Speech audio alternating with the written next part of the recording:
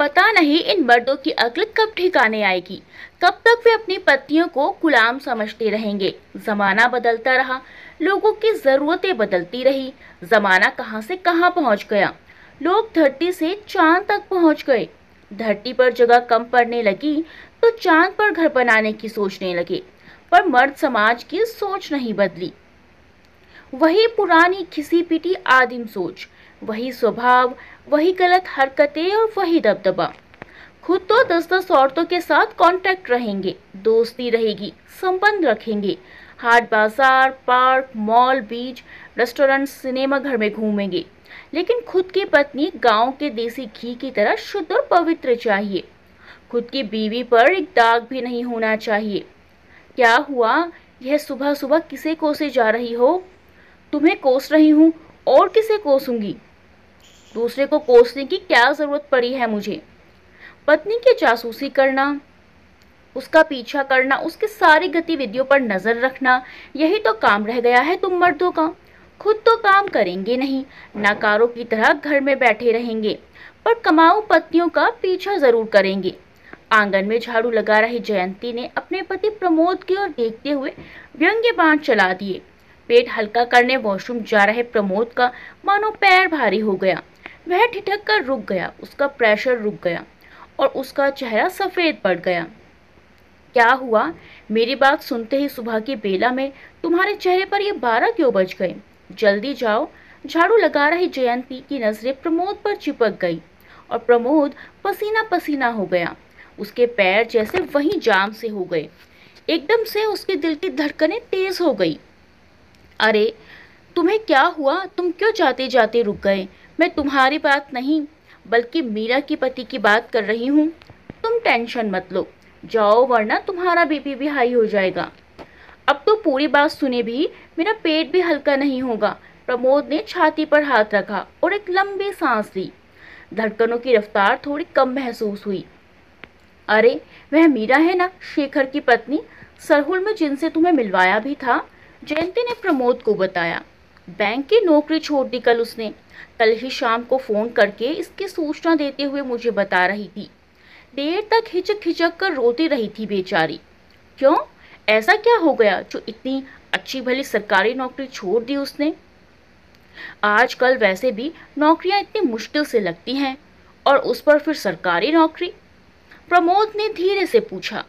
शक, कहते हुए जयंती ने पति पर नजरें गड़ा दी। कैसा शक?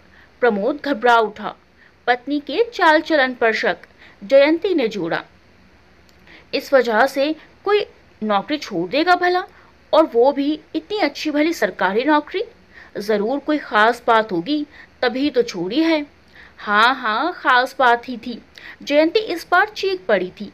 6 महीने पहले वह फोन पर मुझे बता रही थी कि उसका पति पीठ पीछे उसकी जासूसी कर रहा है, छिप छिप कर उसका पीछा कर रहा है।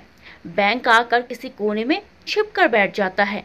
वह किधर आती है, किधर जाती है, किस किस से बातें करती है, कहाँ और किसके पास ज्यादा देर बैठती है, किसके साथ चाय पीती है और किसके साथ लंच, कब उठती है, कब बैठती है, वह सब देखता रहेगा। और घर आने पर शाम को शराब के नशे में खूब बकने लगेगा। उस बेचारे को खूब खरी खोटी सुनाएगा। एक रात तो उसने हद ही कर दी और मीरा से पूछने लगा, ये मैनेजर के कैबिन में घुसकर आधे घंटे तक क्या कर रही थी? मर्दों के बीच बैठकर हंस हंस कर चाय पीने में बहुत मजा आता है। तुम्हें मर्दों के साथ बैठकर चाय पीना जरूरी है? तुम अपने कैबिन में चाय नहीं पी सकती? और उसे गाली बकने लगा। वह इतने पर ही नहीं रुका। मीरा के बाल पकड़कर उसे जमीन पर पटक कर उस पर चढ़ गया और उसे खूब मारा। यह सब कुछ इतनी जल्दी हो गया कि वह संभल भी नहीं पाई और उसकी गिरफ्त में आ गई। उस रात वह सो नहीं पाई। सारी रात रोती रही और सोचती रही कि वह अब नौकरी नहीं करेगी।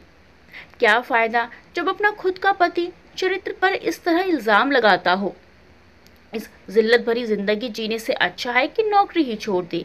नौकरी करो, दिन रात मेहनत करो, अपनी कमर काकड़ी एक करो, कमा कर पैसे लाओ, घर से जाते समय सारा काम करके जाओ, फिर घर वापस आकर सारा काम करो और मर्द की मार भी खाओ।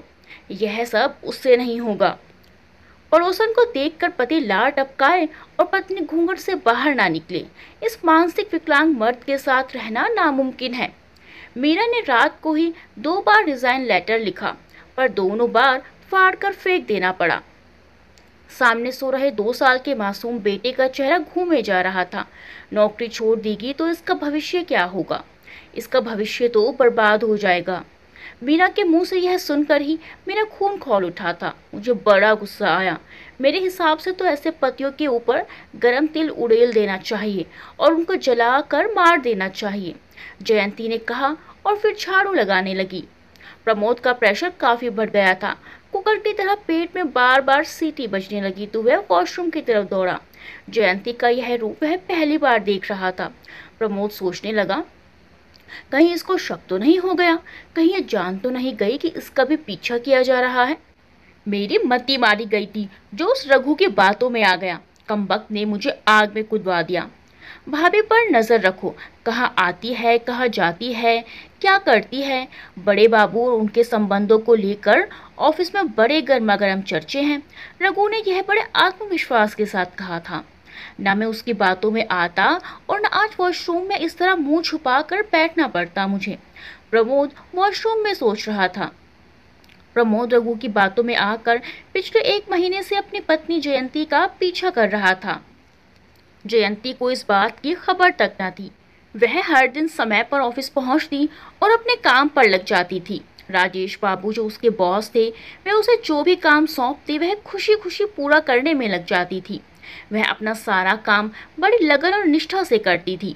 आखिर ऑफिस में आज उसकी जो हैसियत है, सब राजेश बाबू की ही तो देन है। अपनी 5 फुट की चंचल काया और गजगामिनी सी चाल चलकर जब जयंती ऑफिस पहुंचती तो बहुतों की आह निकल जाती थी। उसे देखकर राजेश बाबू मंद मंद मुस्कुरा उठते थे। उस मुस्कुराहट के पीछे छिपे प्यार को सिर्फ जयंती ही समझती थी। बाकी अपने सर के बाल खुजलाते रहते थे। उधर जयंती को प्रमोद हर रोज ऑफिस के गेट पर अंदर छोड़कर वापस घर लौट जाता, फिर दोपहर में छुट्टी के समय लेने आता था। जयंती की शादी हुए 22 साल हो चुके थे और उसके 18 और 14 साल के 2 बेटे थे।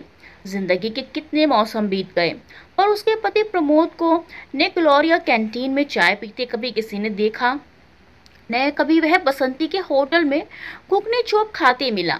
जयंती को ऑफिस गेट के अंदर उतार कर नाक की सीध में वापस घर चला जाता था। फिर ठीक 2 बजे उसकी बाइक ऑफिस के गेट के बाहर खड़ी नजर आती थी। एक दिन अचानक प्रमोद की बाइक की दिशा में बदलाव हुआ। जयंती को ऑफिस गेट के अंदर छोड़कर वापस घर लौट जाने वाली बाइक आज फिल्टर पॉइंट की ओर मुड़ गई थी। अगले दिन से वही बाइक कभी कैंटीन के सामने खड़ी नजर आने लगी तो कभी बसंती होटल के सामने। जिस आदमी ने बसंती होटल में कभी कदम नहीं रखा था, वही आज उस होटल में घुगनी चौप घपाघप खाने लगा था, मानो परसों का भूखा हो। बसंती अंदर से बेहद खुश थी। उसे नया मालदार ग्राहक जो मिल गया था। और कुछ खाने का मन करे तो फोन कर दीजिएगा, मैं घर ही भिजवा दूंगी। एकदम घर जैसा स्वाद मिलेगा। यह नंबर है हमारा, रख लीजिए। बसंती ने ब्लाउज के भीतर से एक कागज की चिट निकाल प्रमोद के हाथ में थमा दी थी। प्रमोद जयंती का पति है, यह बसंती को पता था। प्रमोद की बाइक की दिशा का बदलना और खुद प्रमोद में यह बदलाव अचानक से नहीं हुआ था। अचानक कुछ भी नहीं होता है। हर नर के पीछे एक नारी और हर शक के पीछे एक बीमारी वाली बात थी। एक दिन जयंती को ऑफिस छोड़कर प्रमोद घर लौट रहा था हमेशा की तरह। तभी रास्ते में उसे एक आदमी मिल गया। उसने इशारे से प्रमोद को रुकने को कहा, फिर पास जाकर पूछ बैठा, आप जयंती के पति हैं ना? हाँ, पर तुम कौन हो?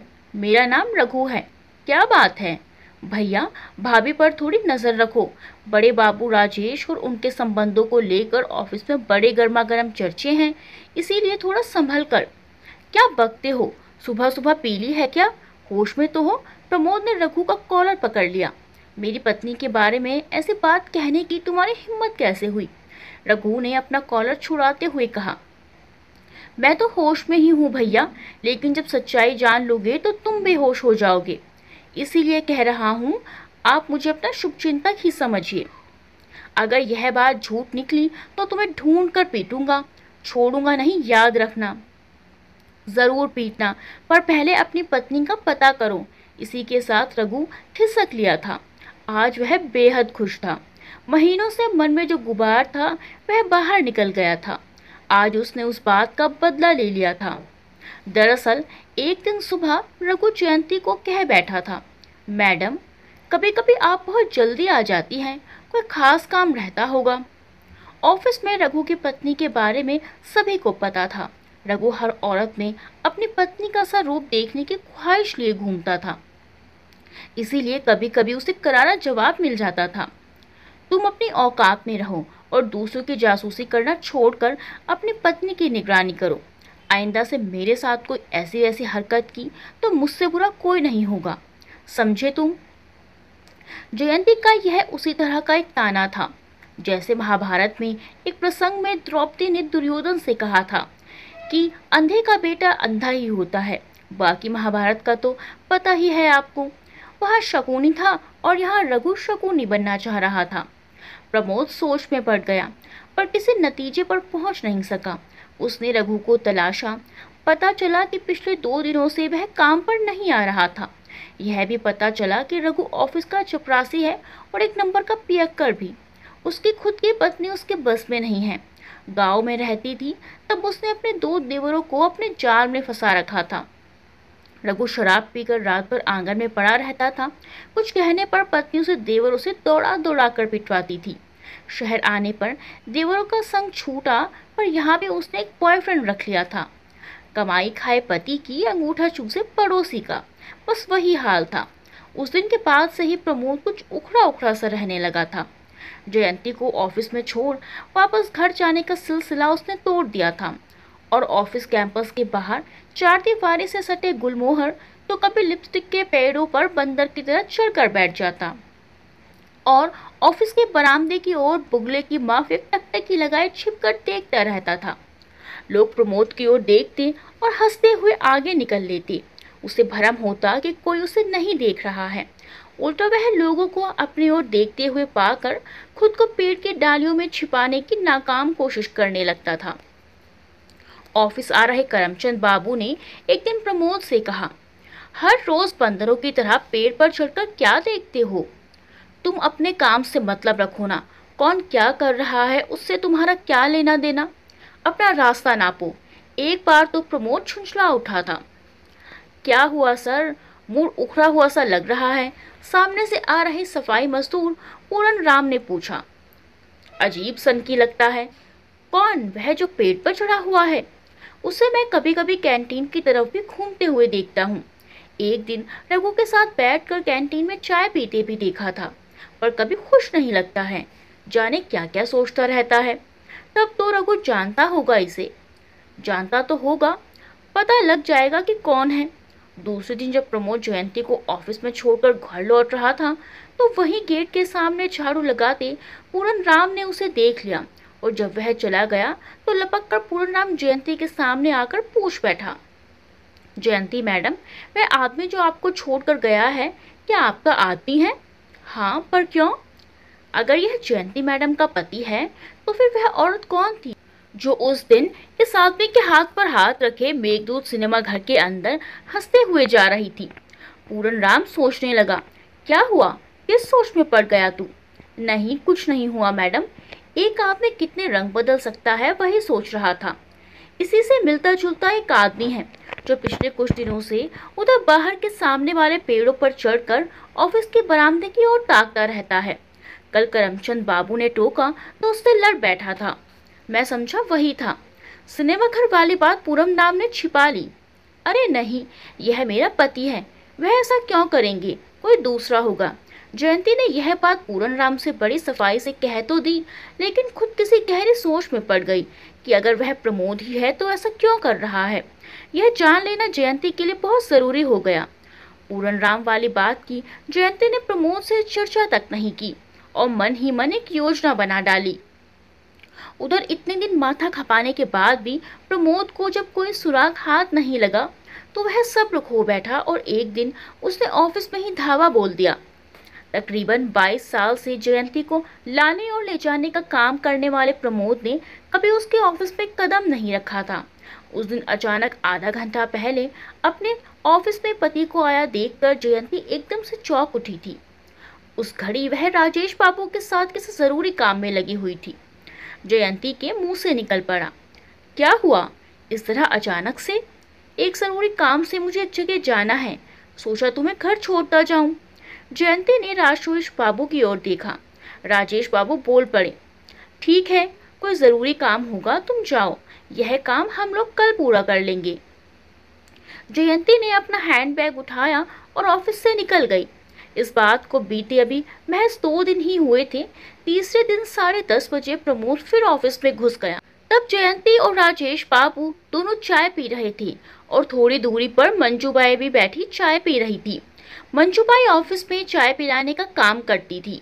बैंक से फोन आया था, तुम्हारे आधार कार्ड और पैन कार्ड की जीरोक्स कॉपी मांग रहे हैं, प्रमोद ने बताया। अभी अप्रैल में ही केवाईसी जमा की है ना। जयंती को बैंक वालों की यह ज्यादती अच्छी नहीं लगी थी। कुछ काम होगा, यहाँ है तो दे दो, जमा कराएगा। राजेश बाबू आज फिर बीच में बोल पड़े थे। जयंती ने प्रमोद को कागज दे दिए, वह चला गया। मंजूबाई भी बगल वाले ऑफिस में चली गई तो जयंती बोल पड़ी, मुझे लगता है कि यह हमारा पीछा कर रहा है। मुझे लगता है कि यह किसी बड़ी दुविधा में पड़ा है। अच्छा होगा कि यह कंफर्म हो जाए, किसी तरह से कंफ्यूजन में ना रहे। अक्सर आदमी उस जगह धोखा खाता है जहां भरोसा डगमगाता है।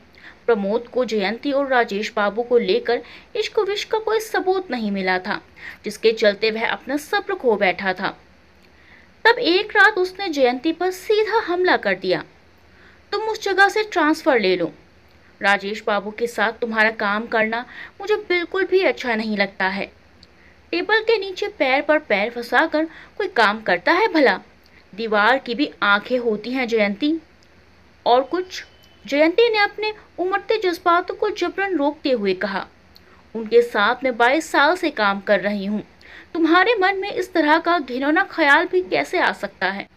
जब वे मेरे प्रमोशन को लेकर के एरिया ऑफिसर से हाथापाई पर उतर आए थे, तब तो तुमने तुम्हारा बड़ा बाबू मर्द आदमी है कहा था।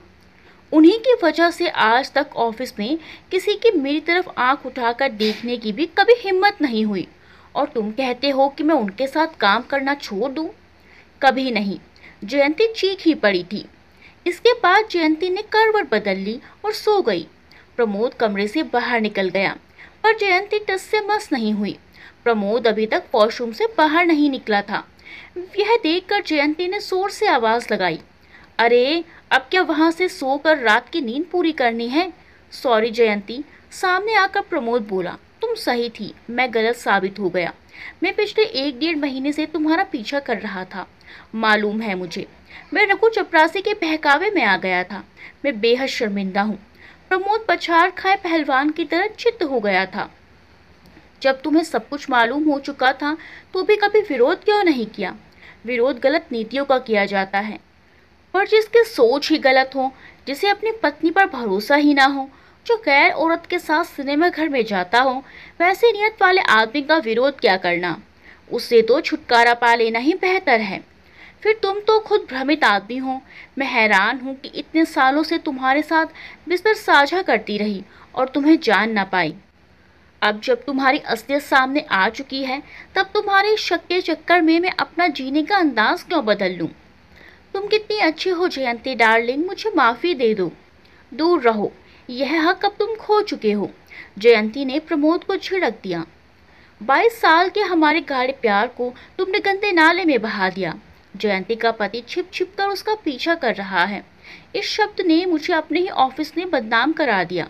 1.5 महीने से ऑफिस के आसपास तुमने जो तमाशा किया, लोगों ने आंखें फाड़ फाड़ कर देखा है। क्या वह कम है? जयंती ने कहना जारी रखा, तुम जैसे मर्दों से कोई औरत माँ तो बन सकती है, पर इज्जत की जिंदगी कभी नहीं जी सकती है। अब तुम मेरी एक बात सुनो कि मैं मीरा नहीं जयंती हूँ, और अपनी जिंदगी अपने तरीके से जीने का सलीका जान चुकी हूँ। वैसे मीरा ने भी नौकरी से रिजाइन नहीं दिया है। वह 3 महीने की मैटरनिटी लीव पर है। मीरा माँ बनने वाली है। ऐसे निकम्मे मर्दों के आगे हम कामकाजी औरतों ने घुटने टेकने छोड़ दिए हैं।